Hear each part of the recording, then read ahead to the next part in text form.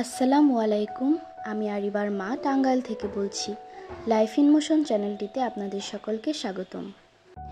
আজকের ব্লগটা হচ্ছে কুরবানি ঈদের আগের ব্লগ। আমার শ্বশুর হজে যাওয়ার উদ্দেশ্যে লাগেজ গুছাচ্ছিল, তো কি নিয়েছে, ঠিক মতো সব কিছু নিয়েছে কিনা সেগুলো দেখছিলাম।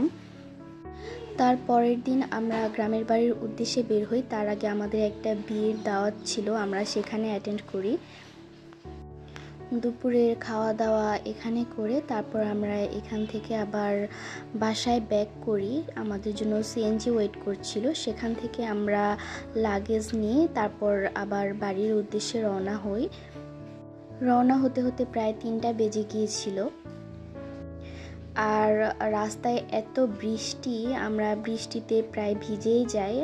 যদিও আমি মাঝখানে বসেছিলাম তা অতটা ভিজিনি, তবে আরিবার বাবা, আমার নানি শাশুড়ি, তারা দুই সাইডে বসেছিল, তারা অনেক ভিজে যায়।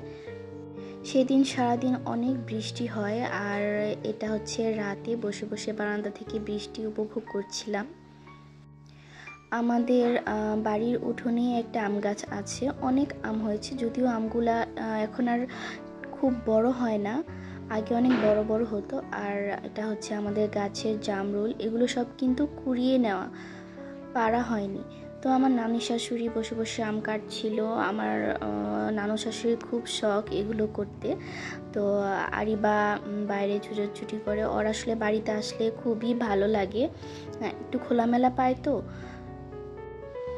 আর এই তো সবাই আম খাওয়ার পর আমি একটু আম কাসুন্দি দিয়ে খাচ্ছিলাম। আমার কাসুন্দি দিয়ে বেশি ভালো লাগে। বর্ষার এই মৌসুমটাতে সব গাছ পানি পেয়ে একদম সতেজ হয়ে উঠেছে, আর সাথে ফলমূলগুলো। আমার শ্বশুর বাড়িতে অনেক ধরনের গাছ আছে, গাছ ভর্তি লেবু হয়েছে, এই তো জামরুল গাছ, যদিও আমরা খুব একটা জামরুল খাই না। আর এই তো লটকন গাছ, এগুলো সব আমার শ্বশুর পরিচর্যা করে। আনারস, এই তো ড্রাগন ফল গাছ, তারপর কয়েক ধরনের আম গাছও আছে। এই আমটার নাম কি, আপনারা কি বলতে পারবেন? আমাকে কমেন্ট করে জানাবেন। আর এই তো আমাদের গাছের কলা।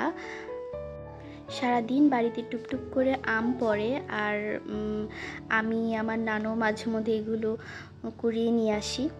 আমার পাড়ার প্রয়োজন হয় না। এই গাছের আমগুলো খুবই মিষ্টি, তবে ইদানিং আমগুলো আর বেশি বড় হয় না। গাছটার অনেক বয়স, অনেক পুরনো একটা গাছ। আমরা গ্রামের বাড়িতে কয়েকটা দিন ছিলাম, এর মধ্যে অনেক আত্মীয় স্বজন আসে আমার শ্বশুরের সাথে দেখা করতে। তারপর আমার শ্বশুরকে হজের উদ্দেশ্যে বিদায়ও দেওয়া হয়। তারপর আমরা খুব একটা দেরি করিনি, 2-1 দিনের মধ্যেই আবার বাসায় ব্যাক করি। যেদিন বাসায় চলে যাব তার আগ মুহূর্তে সব কিছু ফল টল পেরে তারপর কয়েকটা ব্যাগে আলাদা আলাদা করে নিয়ে নিই। আমার মামা শ্বশুর, তারপর নানু শাশুড়ি, তাদের দেওয়ার জন্য কিছু, টাঙ্গাইল নিয়ে যাওয়ার জন্য বাসায়। ভয়েস দেওয়ার সময় আমার মেয়ের সাউন্ড পেতে পারেন, তার জন্য আন্তরিকভাবে দুঃখিত। এই তো তারপর আমরা সব কিছু নিয়ে বাসায় চলে যাই। তো আজকের ভিডিওটা এ পর্যন্তই। আপনারা সবাই ভালো থাকবেন, আমাদের জন্য দোয়া করবেন। আর আমার ভিডিও ভালো লেগে থাকলে আপনারা লাইক করবেন, কমেন্টস করবেন এবং সাবস্ক্রাইব করে পাশে থাকবেন। আল্লাহ হাফেজ।